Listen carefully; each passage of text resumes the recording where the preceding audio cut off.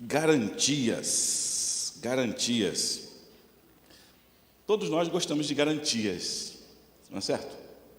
Ter algo garantido. E isso sempre foi uma concupiscência para o ser humano, desde sempre. Ter garantias, boas garantias. E eu acho que eu já falei isso aqui umas 2 vezes no ano passado e uma vez esse ano, e vou falar de novo hoje, sobre a importância da gente confiar no Senhor. Porque tudo que a gente quer é garantia também, porque somos seres humanos. Todo ser humano, ele quer ter garantias, ter coisas garantidas, não é? E eu fiquei pensando sobre isso, essa certeza para o futuro. Quanto mais garantia o ser humano tem, mais tranquilo ele vive. Maslow, ele chega a colocar isso como a segunda necessidade do ser humano. Ele primeiro precisa ter as necessidades físicas supridas, e ele é capaz de arriscar suas garantias. Ele é capaz de arriscar suas garantias para ter suas necessidades físicas supridas, para se manter vivo. Mas quando ele tem as suas necessidades físicas supridas, ele busca por segurança. Segurança é a garantia de que no futuro eu serei, ou no futuro eu estarei.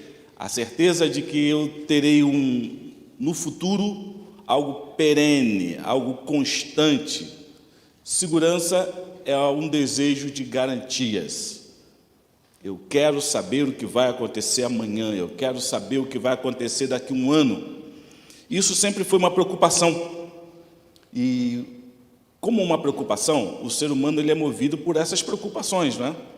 Sempre o ser humano buscou meios para controlar o futuro, controlar o que vai acontecer lá na frente. E há um desejo em todo ser humano de produzir garantias baseado no controle do futuro, saber o que vai acontecer amanhã. E sempre foi assim. Na antiguidade, você pega a história, todo líder, ele tinha ao seu lado alguém que lhe dava garantias do futuro. Todo líder tinha alguém ao seu lado que lhe dava garantias. Podia ser um feiticeiro, um bruxo, um xamã, um sacerdote. Ao seu lado, alguém que lhe dava garantias do futuro. Então, já começava o dia consultando essa pessoa, que era uma pessoa autorizada, né? Autorizada pela divindade ou pelas divindades para saber o que ia acontecer amanhã. E essa pessoa também tinha o conhecimento para fazer com que o amanhã se tornasse uma garantia de favor da divindade. Ou seja, eu vou controlar o que vai acontecer amanhã, porque a divindade vai me fazer um favor através das oferendas que essa pessoa autorizada ela vai fazer, e o rei viverá bem. Vida longa ao rei. Toda a história da humanidade é assim. Os líderes sempre têm alguém do lado para lhe garantir o futuro. E esse conhecimento que essa pessoa tem, e era algo concorrido, né? Era algo concorrido. Se ele não conseguisse garantir o favor no futuro, ele poderia ser substituído por alguém que garantia mais.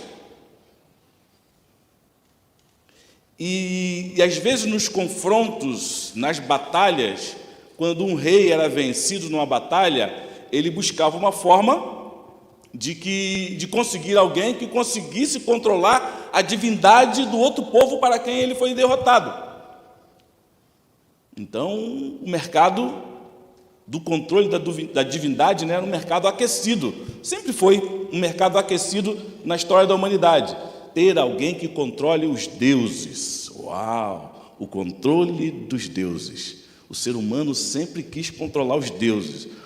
ter o controle na palma de suas mãos. E havia diversas coisas que eram feitas para controlar os deuses, principalmente as oferendas. Se faziam oferendas para alcançar o controle dos deuses, para que os deuses fizessem a sua vontade, lhe concedessem um favor. E as oferendas eram desde coisas simplesinhas, atos de inclinação e submissão, até sacrifícios de animais, sacrifícios humanos, para que conseguir o favor dos deuses. De acordo com o tamanho do favor que se queria, havia uma certa proporcionalidade. Se eu quero um favor grande, eu preciso de dar uma oferenda grande. Então, a gente tem nas Américas, né, relatos de sacrifícios humanos. E às vezes não sacrifício só de um, não, de diversos. Como o jovem era a força, né, a mulher era a fertilidade, então era muito importante a figura da mulher jovem, então isso era algo caro. Oferenda para os deuses. Interessante, né? Para conseguir o favor e controlar a divindade, para que a divindade lhe fizesse o que se esperava, para garantir o futuro. Imagina, você vai sair para uma batalha contra um inimigo, você precisa garantir que você vai vencer, correto? A gente viu isso na televisão nesses meses aí, não é? Você tinha um presidente de um país que estava na guerra fazendo oferendas na Páscoa, na igreja ortodoxa, e você tinha outro presidente do outro país fazendo oferendas na igreja ortodoxa. Aí você fica, peraí, não entendi. Estava o presidente da Rússia fazendo oferenda na Páscoa e o outro também estava fazendo oferenda na Páscoa, na mesma igreja ortodoxa, para a mesma divindade, esperando a bênção e o favor dessa divindade. Acho que dá aí overbooking, né? Dá overbooking, dá um negócio complicado. Aí truncou aí a quem eu vou conceder o favor. Eu vou conceder o favor na mentalidade animista, eu vou conceder o favor a quem oferece mais. A divindade vai oferecer o favor a quem oferece mais. Talvez seja por isso que o nosso jejum, que a gente fez há um tempo atrás, primeiro jejum nacional brasileiro, nós não tivemos a resposta, o favor que esperávamos, né? A piada foi bem estranha, mas deixa para lá. Ninguém nunca mais falou desse jejum, né?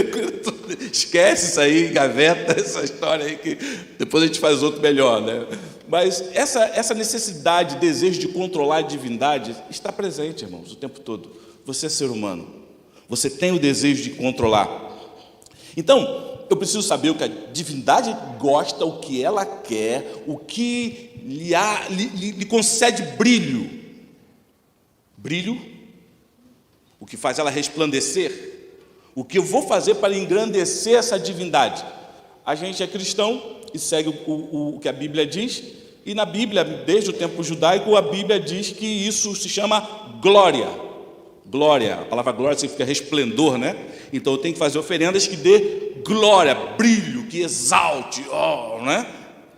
Então, esse desejo, ele foi mudando de acordo com o tempo.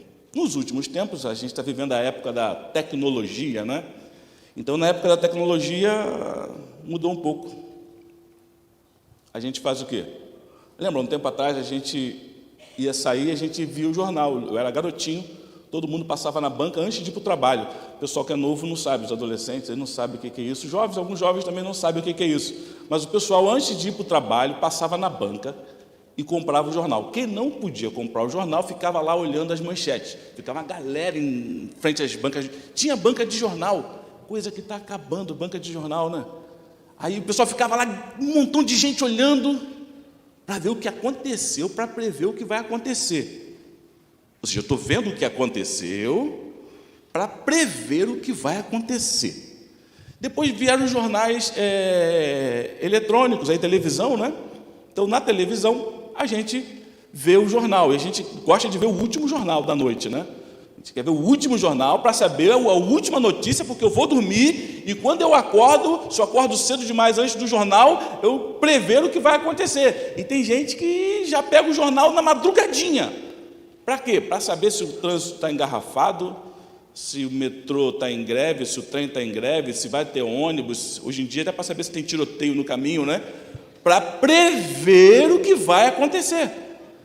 Outros mais tecnológicos, aí mais digitais, tem isso no Google, né? Pega o Google, não, eu quero o Waze, que é plataforma de rede social, de GPS, e é online, on time, e o pessoal está ali digitando o que aconteceu, digita até foto. Eu estava no engarrafamento uma vez em Campinas, não sabia o caminho, busquei lá o Waze assim, cliquei, apareceu alguém tirou a foto do que estava acontecendo e postou no GPS. Falei, uau, que fantástico!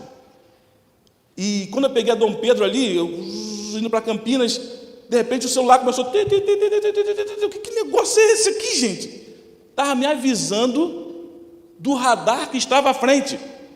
Como é que esse demônio, que é isso? Que é isso? Querendo me garantir que eu não ia levar uma multa se eu estivesse acima da velocidade. Olha que concupiscente. Quer dizer que se eu correr acima, quando chegar perto, vai me avisar com antecedência. Oh, que garantia maior que essa, irmão? A garantia da impunidade. A gente quer ter até a garantia da impunidade. Garantir de que lá na frente eu não vou ser nem preso, nem investigado, nem nada. Então, nós temos diversos mecanismos que criamos como sociedade para satisfazer essa concupiscência de controlar o futuro e ter garantias. Mas quando a gente vai para a palavra de Deus, a história de Deus e sua relação com o homem, ela é diferente. Por quê? Porque não é uma história humana. É meio incongruente o que eu falei, porque se a história é humano, né? Mas permita-me essa incongruência para você entender o que eu estou querendo dizer.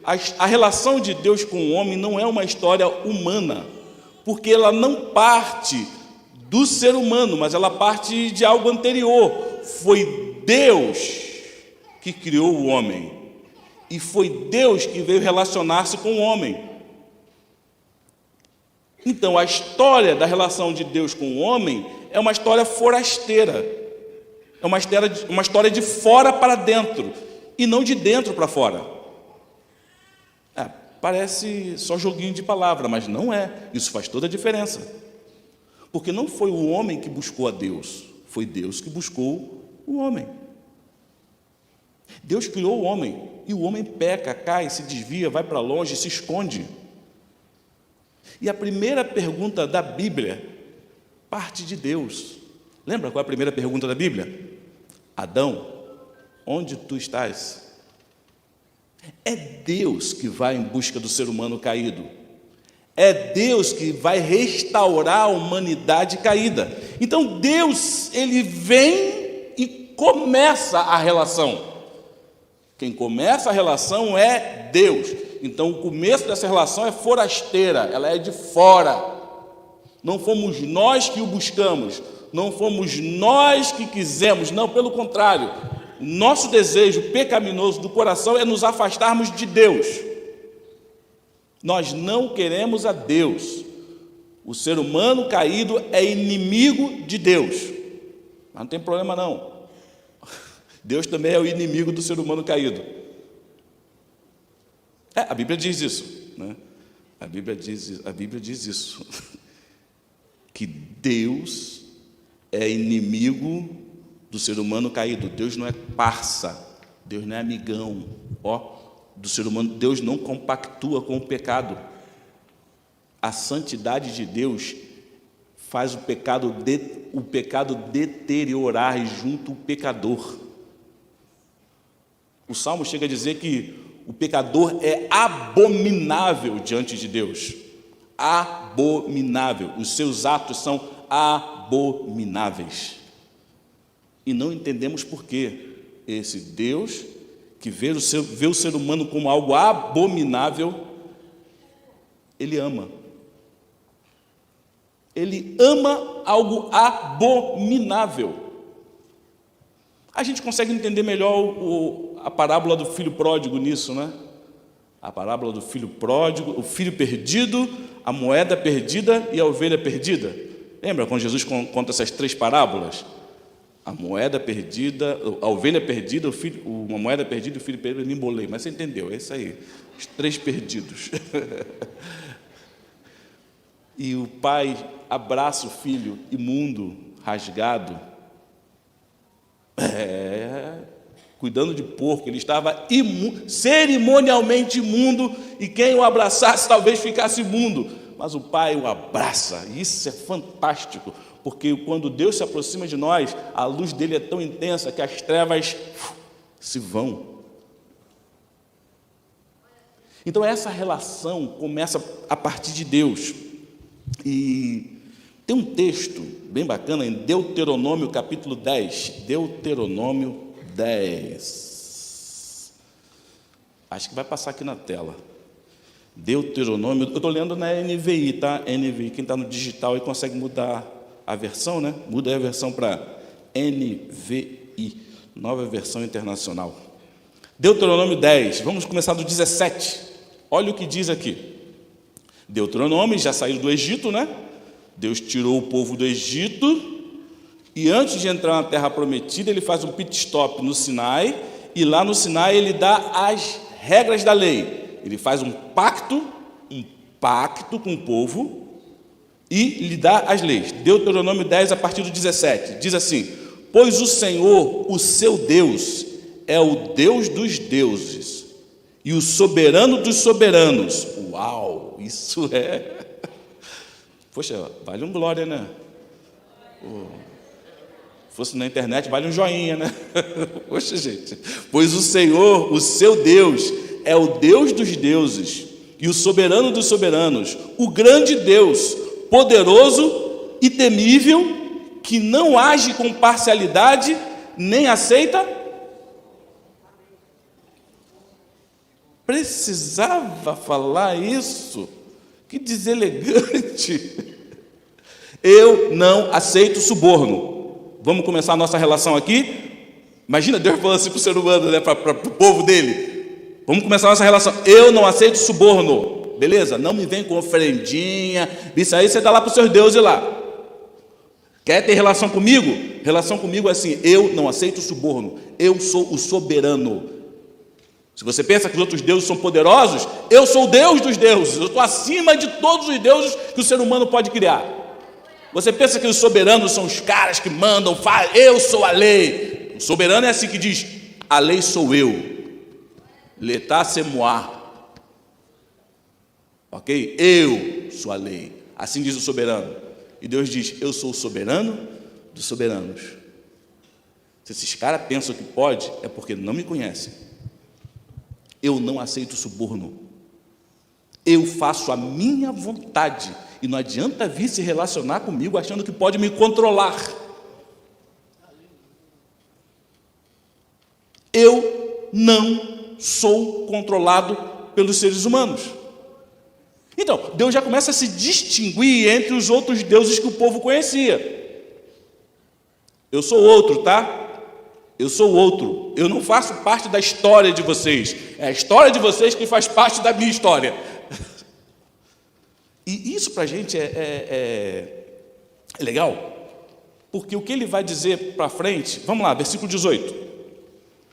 Ele fala que ele defende, está no 18 aí, tá, né? Ele defende a causa do órfão e da viúva e ama o estrangeiro, dando-lhe alimento e roupa.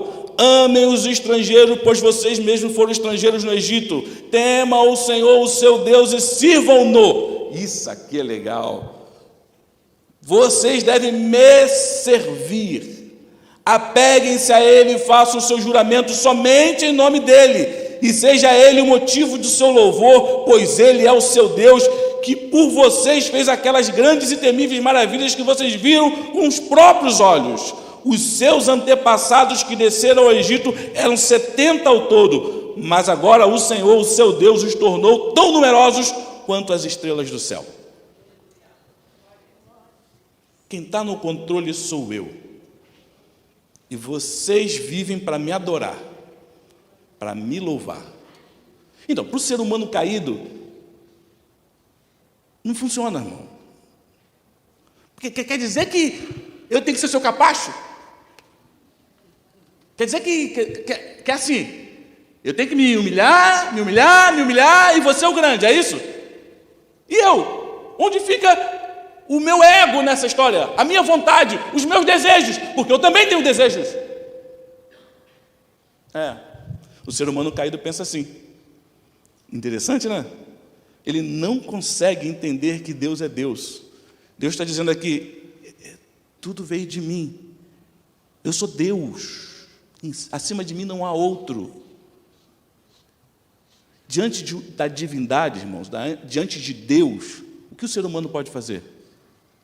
Nada. Só adora. Só adora. Não há o que fazer diante da palavra de Deus, diante da vontade de Deus, apenas adorar. Mas nós queremos controlar até esse Deus Todo-Poderoso para que Ele faça as nossas vontades. Legal isso, né? Mesmo Ele dizendo que não é assim. E Deus pega o povo e vai andando com o povo pelo deserto. E é interessante essa caminhada pelo deserto, porque é a caminhada onde o povo aprende a conhecer quem é esse Deus.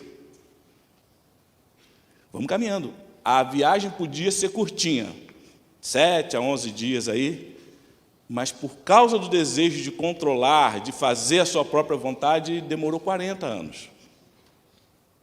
E quando chega em... Pega Deuteronômio, aí vê capítulo 8, Deuteronômio 8. Deuteronômio 8.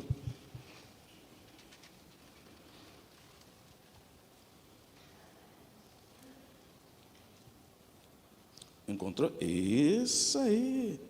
Então Deus fala para, assim, versículo 1, tenham cuidado de obedecer toda a lei que hoje lhes ordeno.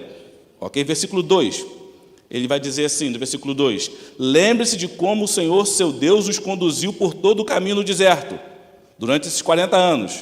Ok? Ele vai dizer, para humilhá-los e pô-los à prova, a fim de conhecer suas intenções, se iriam obedecer o seu mandato ou não. Versículo 3, e o versículo 3 é revelador.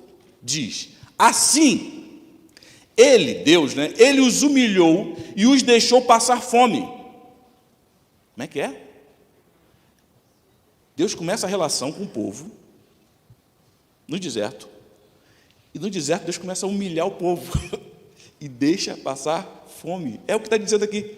Ele os humilhou e os deixou passar fome, mas depois os sustentou com maná, que nem vocês nem os seus antepassados conheciam, para mostrar-lhe que nem só de pão viverá o homem, mas de toda a palavra que procede da boca do Senhor.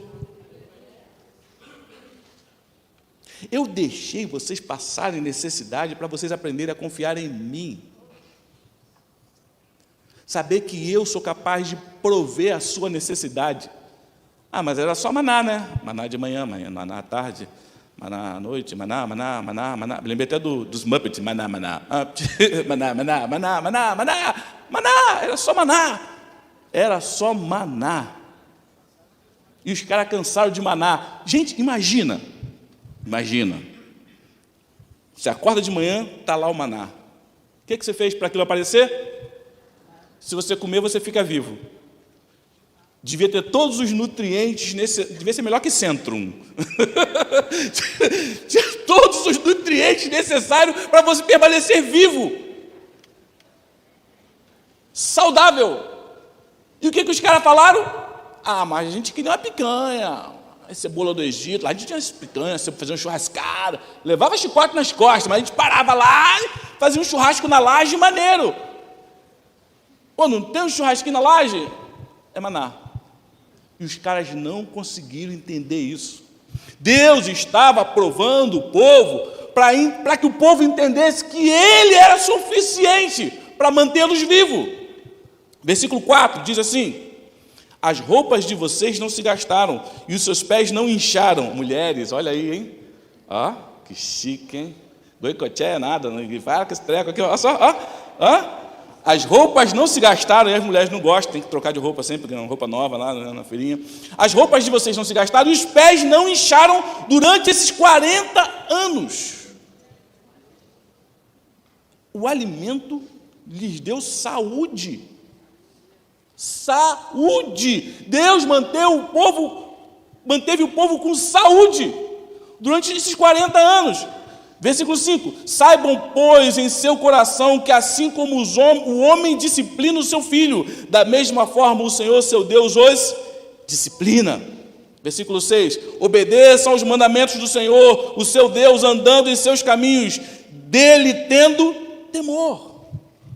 Me obedeçam. Eu estou disciplinando vocês para que vocês aprendam a andar no meu caminho, a confiar em mim. A confiar que a minha vontade, ela é boa, ela é agradável, e ela é o quê? Perfeita. Mas a gente não concorda. Mas Deus, se fizesse um tiquinho assim, se tivesse, uma coisinha, não, a vontade dele é perfeita. Mas eu queria diferente, Jesus. Eu orei para pedir um carro, e alguém veio e me deu uma bicicleta velha. Eu queria um carro, e o Senhor me deu uma bicicleta velha. Não é perfeito. Não é perfeito segundo o teu padrão humano. Mas lembra que eu não sou homem.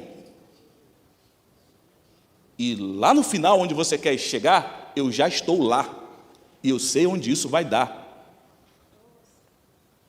Então, vai de bicicletinha, que é o melhor para você. E no caminho, a gente vai aprendendo. É no caminho, irmãos. É no caminho. Os cristãos já eram chamados do caminho, né? É do caminho, irmão, no caminho. Vamos lá. Confiar em Deus sempre foi um problema para o povo de Israel. Como eles não conseguiam controlar Deus, eles tinham sempre a concupiscência de buscar outros deuses. Buscavam outros deuses porque os outros deuses podiam controlar-se. E os outros deuses se ofereciam sacrifício e eles faziam a sua vontade. Supostamente, não é? Paulo chama de demônios, não é? Não, vocês são demônios. Então, lembra de Saul? Saul foi o primeiro rei. E ele queria ser rei como os outros reis eram.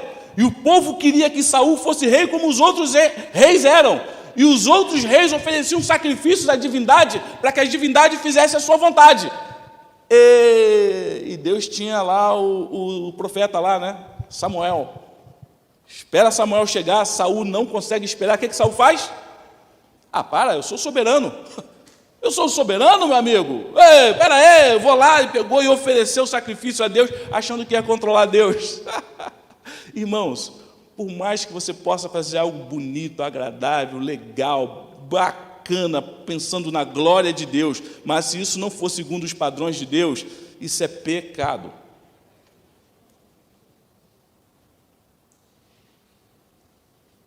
Não adianta, faz tudo errado e vem aqui dar uma oferta na igreja, um ofertão. É pagar ar-condicionado, pastora? Eu vou aqui dar um ofertão para pagar, paga logo esse ar-condicionado. Irmão, isso não adianta. Não adianta, irmãos. Deus não aceita suborno. Ele quer que você se arrependa. Se você não se arrepender e fizer a vontade, se você não se humilhar, não adianta. Você pode dar oferta, contribuir, fazer o que for, pode construir igrejas e mais igrejas como os imperadores construíam. Igrejas e mais igrejas, achando que iam conseguir um favor diante da divindade. E os caras tinham escravos, escravizavam as pessoas para poder conseguir dinheiro, mão de obra barata, mão de obra grátis, escravizavam as pessoas e construíam igrejas. Quantos fazendeiros, quantos cafeeiros aqui no Brasil fizeram isso? Escravizavam e construíam igreja. Escravizavam e construíam igrejas. Para quê? Para que quando morresse, a divindade, fui maneiro contigo, hein, Deus, aí. Uma mão lava a outra. Beleza? Eu não aceito suborno. Uma das grandes histórias sobre esse a falta do controle da divindade, está lá no livro de Daniel, Daniel capítulo 3. Abre Daniel capítulo 3. Daniel capítulo 3. É bem interessante. Sadraque, Mesaque e Abednego. Mas Sadraque, Mesaque e Abednego entraram na fornalha, não sentiram medo. Então, Sadraque, Mesaque e Abednego, eles estavam ali, o rei Nabucodonosor se achando soberano, poderosão, bonzão e tal, ele constrói uma estátua do tamanho da estátua do Cristo Redentor. Você tem uma noção do que era. Do tamanho da estátua do Cristo Redentor. Só que era 22 por 7, né? Então, constrói aquela estátua enorme e diz que todo mundo tem que adorar. Eu sou o soberano, eu sou o cara. Todo mundo tem que adorar. Então, os caras vão tocar lá, vão chamar o pessoal do louvor senta lá e toca o pífaro, a cítara, o tamboril, aquela instrumento, toca aquela coisa toda, né? Quando terminar de tocar, todo mundo ajoelha e adora a estátua de ouro que o Nabucodonosor fez. 3 caras não se ajoelharam. Sadraque, Mesaque, Abednego, eles não se ajoelharam. E o texto vai dizer algo interessante, está no capítulo 3 aí? Eu ainda não. Onde é que eu estou, João? O que é isso, gente? Estou totalmente errado. Então, calma aí, no digital é mais rápido. Então, e é interessante que o texto vai dizer, no versículo 8, capítulo 3, versículo 8, nesse momento, alguns o quê? Nesse momento, alguns, na NVI ali, alguns astrólogos se aproximaram e denunciaram os judeus. Eles eram O que é um astrólogo? Alguém que vai o quê? Prever o futuro. Então, Sadraque, Mesaque, Abednego, eles estavam arrebentando com os interesses desses caras. Quando você serve a Deus direitinho, você quebra diversos interesses daqueles que querem controlar e manipular as divindades. Daniel passou por isso também. E o texto vai dizer que o rei fica furioso, ficou vermelho, com raiva. E ele falou assim, o seguinte, gente, eu vou dar uma nova chance para vocês. Vou tocar aqui, o pessoal do louvor vai tocar de novo. Quando o pessoal tocar, vocês se ajoelham, beleza? Porque se vocês não ajoelharem, eu vou jogar vocês no mesmo instante na fornalha de fogo ardente. E ele aqueceu a fornalha quantas vezes? 7 vezes mais. 7 vezes mais. Meteu muito mais lenha na fogueira e estava lá.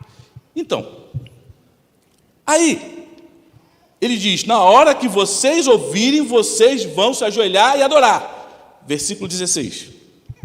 Sadraque, Mesaque e Abednego responderam ao rei, olha a insolência. Ó Nabucodonosor, não precisamos defender-nos diante de ti. Como é que é? O rei, a gente está de boa aqui, ó. A gente não precisa se defender, não. A gente não vai brigar com você, não. Se formos atirados, versículo 17, se formos atirados na fornalha em chamas, o Deus a quem prestamos culto pode livrar-nos, e ele nos livrará das suas mãos, ó rei. Ou seja, o Nabuco, o seguinte, Nabuco parece a ópera Nabuco, né? Intimidade, Nabucodonosor, seguinte, a gente presta culto a alguém que é maior que você, que é mais soberano do que você, que é mais digno de ser adorado do que você. Você é o rei de tudo, mas existe um rei acima dos reis, e é esse que nós servimos, e ele vai livrar a gente, hein? Pode fazer o que for que ele vai livrar a gente. Versículo 17. Lê o versículo 18. Mas, portanto, entretanto, todavia. Esse texto dói, né, irmãos? Mas se ele não nos livrar, falta de fé, Sadraque, Mesaque e Abednego. Falta de fé, rapaz. Amarelou, o que foi? Não amarelou, não. Isso aqui é fé. Fé. Irmãos, isso é fé. Tem gente que fala assim, eu não posso crer que vai dar errado, porque senão isso quebra o esquema, aí dá errado. Irmão, isso é feitiçaria. Eu não posso crer que estou doente, porque senão vai que eu estou doente. Aí eu estou doente, alguém ora por mim, eu tenho que crer que estou curado. Porque se eu não crer que estou curado, tiver uma duvidazinha, aí desfaz tudo, o encanto. Eu preciso crer certinho. Porque se eu for fazer um exame para confirmar, irmão, isso não é fé. Isso não é fé, isso é animismo, isso é qualquer outra coisa. Mas a fé que a Bíblia diz é confiança. O que é confiança? Confiança é saber que Deus é poderoso para fazer o que Ele quiser e a vontade dEle vai se estabelecer e eu estou aqui para fazer a vontade dEle, seja qual for. Se me livrou, livrou. Se não me livrou, louvado seja o nome do Senhor. Vivi para Ele ser glorificado. Não entendo o que vai acontecer após isso, mas algo vai acontecer. E é engraçado, no campo missionário você ouve cada história, irmão, que você dói. De gente que morreu tentando alcançar certas tribos, certos grupos isolados, morreu e não conseguiu. E por causa da história dessas pessoas, povos se converteram. Por causa da história dessas pessoas, outros cristãos se motivaram a ir. Há diversos casos. Na época do regime comunista na Ásia, coisa complicada de matarem famílias inteiras, e por ter matado famílias inteiras, toda a região, todo o povoado se converteu. Como eles não negaram? Eles não negaram. Espera aí, eles criam em algo superior. E pelo sofrimento que passaram, Deus foi glorificado e a vontade de Deus se estabeleceu, irmãos. A gente não quer sofrer. A gente quer controlar a divindade para que a gente não sofra. Pare de sofrer. E Deus chama, vem sofrer por mim. Porque quem quiser salvar a sua vida vai perdê-la. Mas quem perder a sua vida por amor a mim e o Evangelho, esse encontrou a vida. Porque o que adianta um homem ganhar o mundo inteiro e perder a sua alma? E eles dizem lá, versículo 18, coloca lá. Mas se ele não nos livrar, saiba, ó rei, que não prestaremos culto aos seus deuses, nem adoraremos a imagem de ouro que mandastes erguer. A gente não vai adorar. Se ele livrar, a gente não adora. Se ele não livrar, a gente não adora. A gente é dele e acabou. Eu não sirvo a Ele porque Ele me dá coisas boas. Eu sirvo a Ele porque Ele é Deus e não existe outro. Para onde iremos nós? Para onde iremos nós? Não existe outro Deus. Aí o rei lança e os caras caem lá. Isso é engraçado de ver. Porque na história a gente sempre espera que no último instante, igual Desafiando os Gigantes, coisa assim, né? No último instante, pum, a vitória vem, né? Quando está tudo... Não, eles caíram na fornalha mesmo. De repente, uma mão vai aparecer e vai na última hora, os anjos aparecerão, aquela coisa, Hadug. Nada, irmãos, nada. Lançou, foi tão quente que os caras que lançaram queimaram. E imagina cair naquela fornalha como se machucaram, irmão, batendo ali no meio daquelas madeiras, aquele treco todo, imagina, aqueles troncos, aquelas brasas, aquela coisa toda, caíram ali no meio, tudo,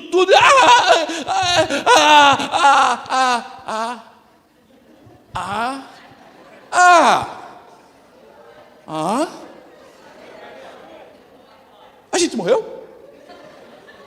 Ô Mesaque, você está vivo? Não sei se eu estou morto, se eu estou vivo. O que rolou aí? Não sei, estou solto. Ué, queimou, a corda queimou, mas eles não queimaram, nem a roupa dos caras queimaram.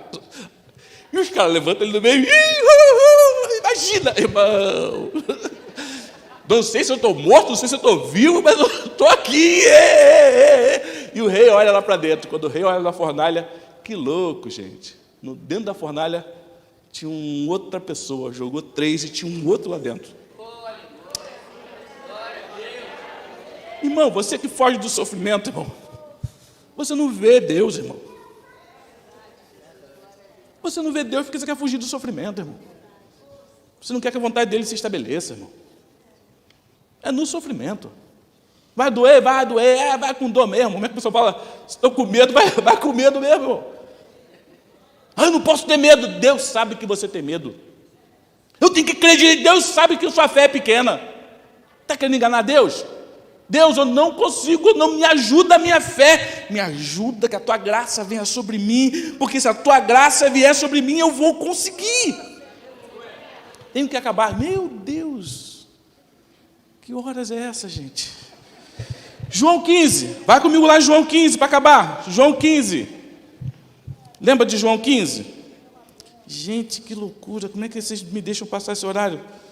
Vocês têm que fazer dica com a mão assim, pastor, olha a hora. João 15.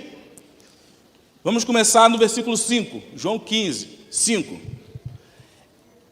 João 15, 5. Eu sou a videira, vocês são os ramos. Isso é revelador, né? Isso é revelador, irmãos, revelador. Eu sou a videira, vocês são os ramos. Se alguém permanecer em mim e eu nele, esse dará muito fruto. Pois sem mim, vocês não podem fazer coisa alguma. Não, a gente pode fazer nave espacial, a gente pode fazer um montão de coisa. Você entendeu, né? Você não pode me agradar. Você não pode me agradar sem mim. É disso que está falando. Você não pode viver para a minha glória sem mim, sem fazer do meu jeito. Versículo 6. Se alguém não permanecer em mim, será como o ramo que é jogado fora e seca. Tais ramos são apanhados e lançados ao fogo e queimados. Ou seja, se você estiver longe de mim, você seca, você perde o valor. Parece uma analogia com o sal que deixa de salgar. Sal que deixa de salgar é humilhado. A gente tem visto pastores sendo humilhados hoje.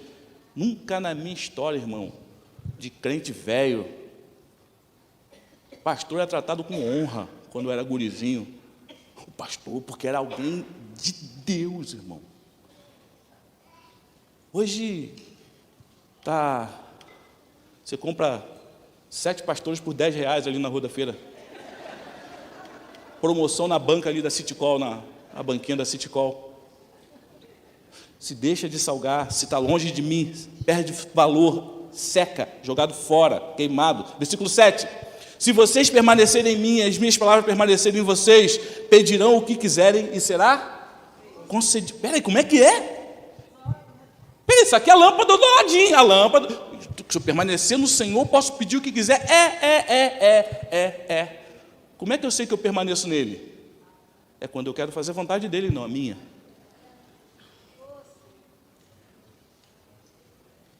Quem ama a Deus, faz a vontade de Deus.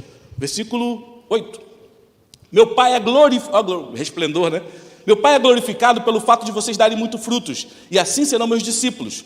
Como o Pai me amou, assim eu os amei. Permaneçam no meu amor. Se vocês obedecerem aos meus mandamentos, permanecerão no meu amor. Assim como eu tenho obedecido os mandamentos de meu Pai, e em seu amor permaneço. Versículo 11. Tenho dito estas palavras para que a minha alegria esteja em vocês e a alegria de vocês seja completa. O meu mandamento é esse: amem-se uns aos outros. Não queira ser maior, melhor. Não. Deus é o Deus que não aceita parcialidade. Não foi o que a gente leu lá? Não é um melhor que o outro maior. Não, é todo mundo igual, irmão. Vamos lá. Versículo 13. Ninguém tem maior amor do que aquele que dá a vida pelos seus amigos. Vocês serão meus amigos se fizerem o que eu ordeno. Como é que é? Para ser teu amigo tem que fazer o que você manda? Eu sou Deus. Quer ser meu amigo? Faz o que eu mando. Eu não aceitaria um outro amigo fazer isso, mas Deus é Deus, né? A sabedoria. Versículo 15. Já não os chamo de servo, porque o servo não sabe o que o seu Senhor faz. Em vez disso, eu os tenho chamado amigos, porque tudo quanto ouvi de meu Pai, eu lhe tornei conhecido a vocês. Versículo 16. Vocês não me escolheram. Vocês não me escolheram. De novo, vocês não me escolheram. Vocês não me escolheram.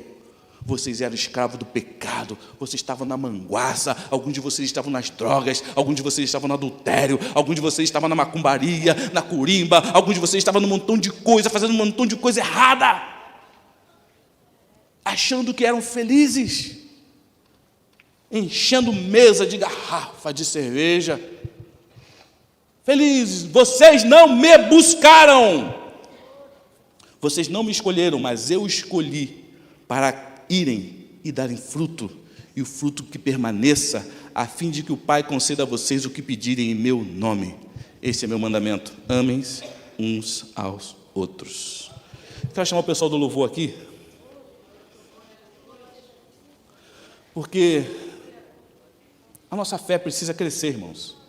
E quando fala fé crescer, não é aquela fé que... Não, é confiança. A gente precisa confiar mais. Confiar porque Ele quer derramar sobre nós a sua misericórdia, a sua graça e a sua luz. E tem um cântico que cantou aqui que eu falei, gente, que lindo. O cântico chega a dizer assim: a tua graça é o meu refúgio. Sabe o que significa graça? Favor não merecido. Como é que é?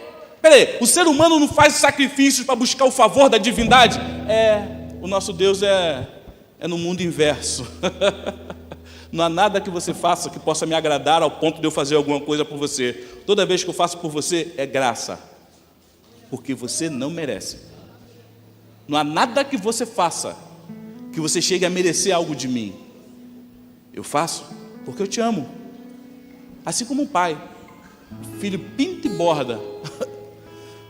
O pai dá um escorretivo no cara e fica lá no canto.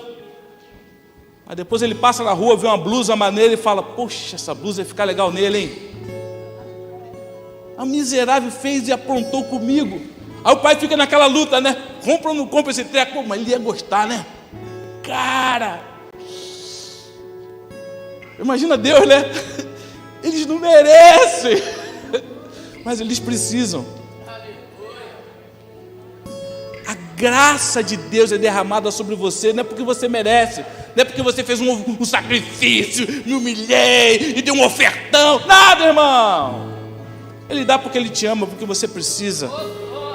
Confie, irmãos. Vamos ficar em pé? Vamos cantar agora? Essa firmeza do nosso coração, que tem que estar em fé, confiante, diante do nosso Deus.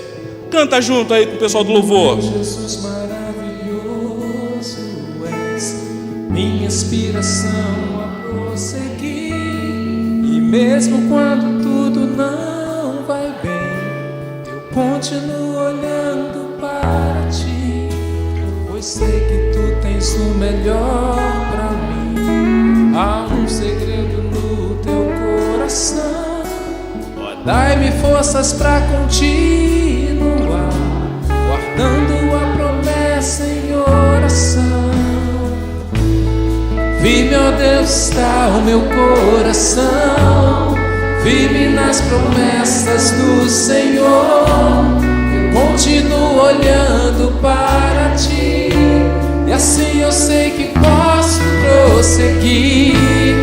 E mesmo quando eu chorar, as minhas lágrimas serão para regar a minha fé e consolar meu coração. Pois o que chora aos pés da cruz, clamando em nome de Jesus, alcançará de ti, Senhor, misericórdia. Seu grande amor não cessa, eterno não tem fim. Quão grande és tu, Senhor, quão grande és pra mim. Tua graça é o meu refúgio, descanso no teu poder. Maravilhoso és, maravilhoso és pra mim.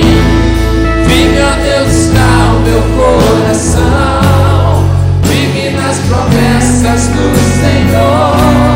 Eu continuo olhando para ti, e assim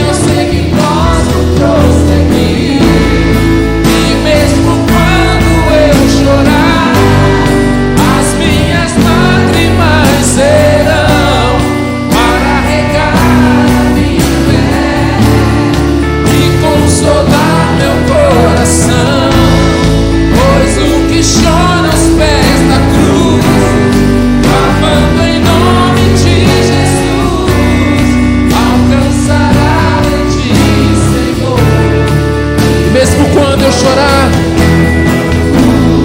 e mesmo quando eu chorar, as minhas lágrimas serão para regar a minha fé e consolar meu coração, pois o que chora aos pés da cruz, clamando em nome de Jesus, alcançará de ti, Senhor, misericórdia, graça e luz.